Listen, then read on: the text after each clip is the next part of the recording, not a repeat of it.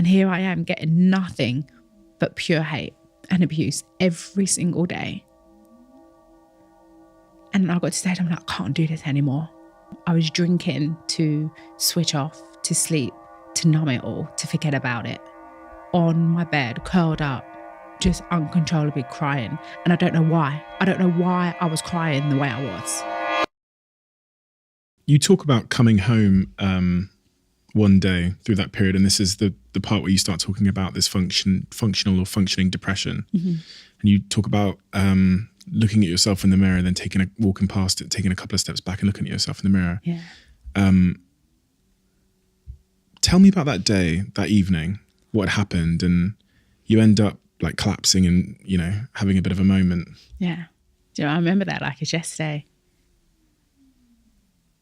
Yeah. I keep going back to the word heavy, I think, because that's straight away I feel it. I didn't know, well, I know I did, that I was carrying a lot. I'd carried a lot through my football career, which I didn't really know. I was just doing it all, trying to solve everything. Straight away, I took that into my broadcasting career. And like all these great things that, yes, I'm the first this, I'm the first that. I never set out to be that. I was just following something that I love, that I had a passion for. And then so all the stuff and I suppose the pressure that came with that, I didn't know, I wasn't putting it on myself, but the expectation for me, the expectation I was putting on myself was not to let anyone down. Like I've been given a chance. Like I can't let my BBC boss down. Like I've got this person that's finally believing in me. He's given me an opportunity to go to a Men's World Cup. Like this is big. Like, so I was working so much, doing so much, not to let anyone down. And then ultimately on top of that, as you're becoming the first, as I'm the first female, all the negative stuff that come with that, all the trolling, all the online abuse, all of that. Like it just got to a stage where I couldn't take it anymore. Like I'd been numbing everything, just carrying on. I can't show I'm weak. If I show I'm not strong, if I show my weakness, then the only thing I can't handle it. Oh no, here she is. Look, a female can't handle it. It's too much for her. So all of this I'd just been bottling and just carrying on, putting on this face, like everything's okay. And then that night was when it all got too much. I didn't want to come home. I was drinking to switch off, to sleep, to numb it all, to forget about it. And I just got to a stage where I'd had a dad filled with drink. An uncle passed away, was an alcoholic. It's like drink problem and alcohol has been huge in my life. And here I was repeating those same patterns. Drinking every night to switch off from the world. After work? Mm-hmm. So you'd be presenting on TV and then you'd come home and... Yeah, to switch off from it all. Switch off from just life. Switch off from not talking to someone. Don't want to speak because then I'd have to speak about emotions and the heaviness continues, right? Well, if I don't speak about it, it's great, it's going to go away. But actually it doesn't. It just gets bigger and bigger. And I think we go back to how you said about Christmas and New Year. It was that I was on my own because it was my choice, wanted to escape everything, the feelings, and then just being so sad. So sad. And I was like, I can't continue like this. So it was that choice in that moment, the next day, to Google therapy. What happened that night? Just couldn't stop crying. Just could not stop crying. Drinking. Then the drinking wasn't switching off what was going on in my head. Just numb. I was literally on my bed, curled up, just uncontrollably crying. And I don't know why. I don't know why I was crying the way I was. And why should I be crying? Because from the outside, I'm okay. I've had an amazing football career. I'm now working on TV. I can still pay my bills. Like, why should I be sad from the outside world? Who am I to be sad? I've got everything going for me, right? Couldn't understand it. You understand it now? I understand, yeah.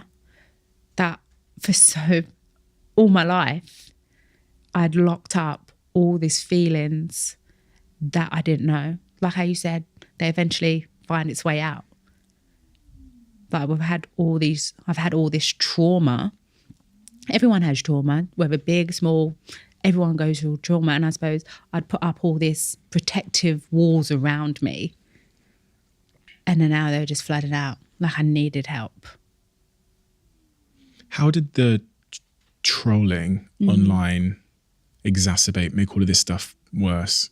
And like, be honest, we all pretend that doesn't affect us. Oh my gosh. Yeah. Mm-hmm. No, that's so easy when people say, "Oh, don't read it, forget about it."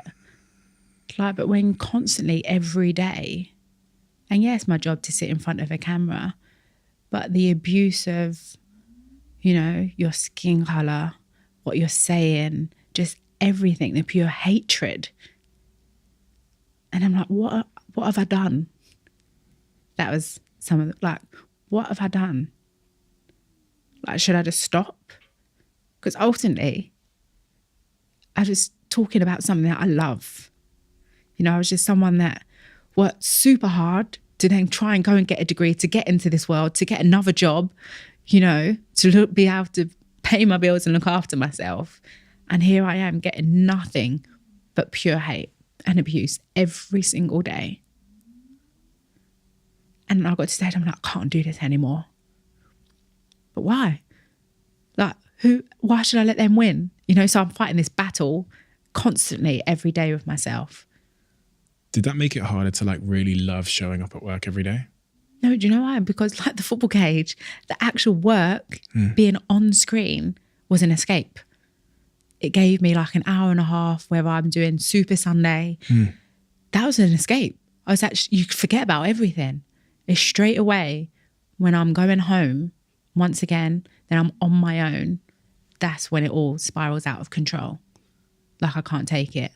Functional depressive. Like at work, I'm totally fine. Put on the walls, like I'm doing the work, enjoying it, loving it. And then straight away, then I can't take it. Hence why most probably I threw myself into more work. Didn't give myself time off. Work, because I'm loving doing it. Keep it coming. It's a distraction though, isn't it? Yeah. It's a distraction from just sitting with oneself and confronting. Yeah. I see this so much in so many people I know. I just make myself so busy that I won't have to actually deal with stuff. Yeah. It's almost like I sat here with Maisie Williams, and she'd been through a lot when she was younger, and with her father, Maisie Williams from Game of Thrones, the actor, and she talked about how acting was her escape. And the interesting thing is when we in work and in acting, we kind of get to disassociate from our true self, our identity. Like we become this character. Like even me now. Yeah. This is obviously not, I'm being as authentic as I can, but I'm also trying to be a fucking host of a podcast here, right? So like when I go upstairs and I'm on my own, that's my truest self, obviously, when the camera's on or whatever. But it's like our work is our escapism. We're playing, especially when you're presenting, you are, you're high pitched and you're like, So it's funny, I've seen it a lot in some of my really close friends that work is their way of distracting themselves from their life. Yeah. Just getting past today. But you know what, maybe for me, I suppose, maybe I didn't learn that part because actually what you see on screen is actually me. Like I didn't learn how to either be this presenter or be a different form of myself. So I've always it's just me. But who's the person at home? Is the person that had dealt with all this trauma and done stuff, but I hadn't.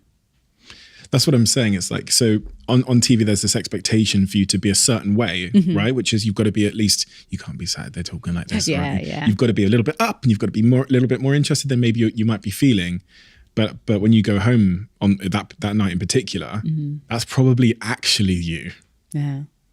Because there's no camera, there's no one watching. That's when there's no distraction.